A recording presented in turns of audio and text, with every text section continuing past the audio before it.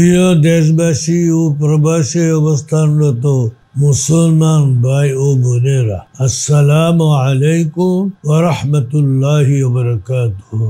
নাহমাদুহু ওয়া নুসাল্লি আলা রাসূলিহিল কারীম, আম্মা বা'দ। আউযু বিল্লাহি মিনাশ শাইতানির রাজীম। বিসমিল্লাহির রাহমানির রাহিম।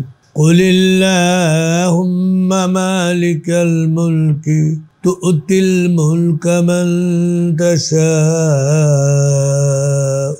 وتنزع الملك ممن تشاء وتعز من تشاء وتذل من تشاء بيدك الخير إنك على كل شيء قدير تولج الليل في النهار وتولج النهار في الليل وتخرج الحي من الميت وتخرج الميت من الحي وترزق من تشاء بغير حساب। অর্থাৎ আল্লাহ সুবহানাহু ওয়া তাআলা নবীজিকে লক্ষ্য করে বলেন, হে নবী, আপনি বলুন, হে আল্লাহ, আপনি রাজত্বের মালিক, আপনি যাকে চান রাজত্ব দান করেন আর যার থেকে চান রাজত্ব কেড়ে নেন, এবং আপনি যাকে চান সম্মান দান করেন। এরপরে আয়াতে আল্লাহ সুবহানাহু বলেন, আর যাকে চান অপমানিত করেন। আপনার হাতেই কল্যাণ, নিশ্চয়ই আপনি সব কিছুর উপর ক্ষমতাবান। আপনি রাতকে দিনের মধ্যে প্রবেশ করান এবং দিনকে রাতের মধ্যে প্রবেশ করান। আপনি মৃতকে জীবিত করেন এবং জীবিতকে মৃত করেন। আপনি যাকে ইচ্ছা তাকে অগণিত রিজিক দান করেন।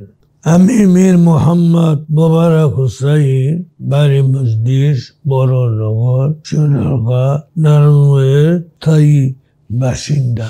আমার বর্তমান বয়স প্রায় ৮০ বছর। আমি প্রায় ২ বছর যাবৎ অসুস্থতায় ভুগতেছি। আমি ১০ মাস পূর্বে ঢাকা আজগর আলী হাসপাতালে আইসিইউতে ভর্তি ছিলাম। তখন আমার অবস্থা এতটা সংকটপূর্ণ ছিল যে কর্তব্যরত ডাক্তার আমার ছেলেদেরকে বলেছিল যে ওনাকে হাসপাতাল থেকে রিলিজ নিয়ে বাসায় রাখুন, উনি যা খেতে চায় তা খাওয়ানোর ব্যবস্থা করুন, উনি হয়তো আর বেশি দিন বাঁচবেন না। পরবর্তীতে আমার ছেলেরা আমার দায়িত্বরত চিকিৎসক প্রফেসর মোহাম্মদ সরওয়ার আলমকে অনুরোধ করেন জরুরি ভিত্তিতে উন্নত চিকিৎসা ব্যবস্থা করার। অবশেষে আল্লাহর অশেষ রহমতে হাসপাতালের চিকিৎসকদের বিচক্ষণতায় ধীরে ধীরে কিছুটা সুস্থ হই। বর্তমানে আমি চিকিৎসকদের পরামর্শ অনুযায়ী ২ জন কেয়ার গিভারের সেবায় বাসায় চিকিৎসাধীন আছি। আলহামদুলিল্লাহ, এখন অনেকটা সুস্থ আছি। আমি ২০০৩ সনের রমাজানে নবী করিম সাল্লাল্লাহু আলাইহি সাল্লামের পবিত্র জীবনী নিয়ে ৩ খণ্ড গ্রহণযোগ্য প্রমাণপুঞ্জি সহ কিতাব লিখেছিলাম।